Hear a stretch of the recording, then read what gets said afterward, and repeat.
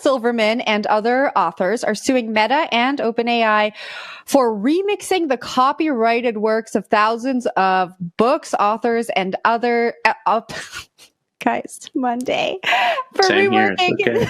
Yeah, we're gonna get through this. Reworking the works of authors without consent, compensation, and credit. So basically what's going on here, a bunch of authors are saying, if I go on to ChatGPT and I type in what happens in this book, I'll get a nice little summary. I may even get some spoilers, and that is not okay.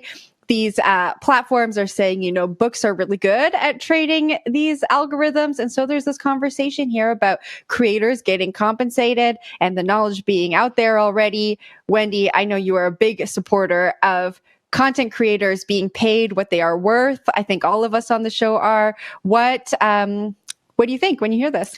This makes me very, very mad. And I do think that this lawsuit is 100% valid. I think people that put themselves out there that are creatives, and I'm not even talking like people, I'm not even really talking about people like me. I'm just a shock jock. I'm an idiot on the internet. I'm talking about musicians. I'm talking about authors. I'm talking about producers, people that put a lot of heart into an actual creation and that have been preyed upon in the past. And all that AI is doing is it's allowing these same people, the same group of people to get taken advantage of again. And when is it going to stop? Like we're not seeing a lot of laws and regulations come in to actually protect them.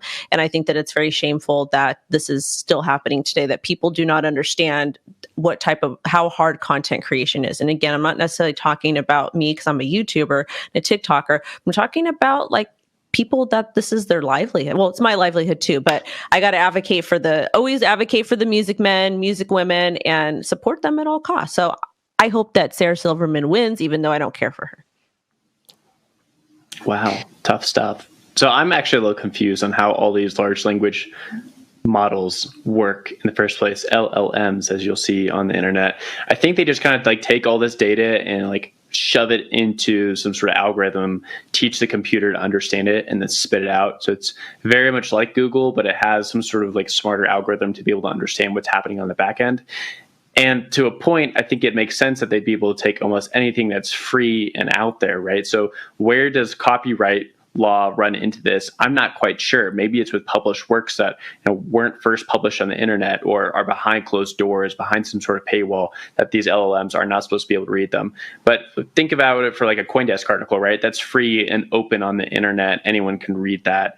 And for an LLM to go in and take that and then be able to give you an answer from that information, does it need to cite CoinDesk? I mean, it's common practice within journalism to always cite another publication, or it's common knowledge within like legal studies or just like in professional academic studies to always be citing someone. But these LLMs, they don't really do that. And I don't think the end user really cares where the information is coming from as long as it's accurate, especially if it's so just disorganized on the backside, but then presented so cleanly on the front side like ChatGPT does. So I'd be confused about like how this is supposed to be done in the first place for LLMs. And then on the legal side, this is going to like open up all the copyright stuff, right? Because if they went in and just were taking everything, all these books off the library shelves, things that were just like, behind paywalls, you're going to have a lot of problems. So copyright law seems to be coming for AI, but I don't know. Jen?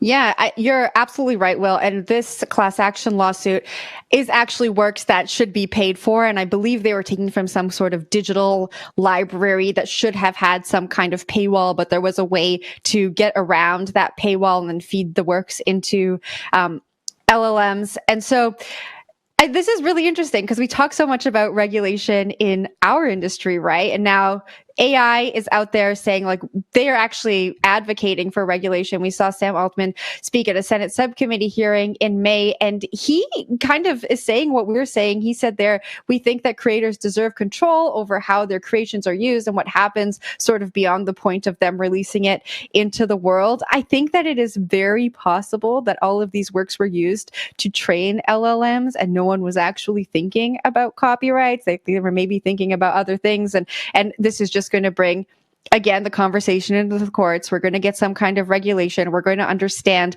how we can use these creative works, who needs to be compensated, who needs to not be compensated. But it's going to take a long time. A lot of these conversations came up with NFTs and using creative works and how we're going to license these creative works with NFTs.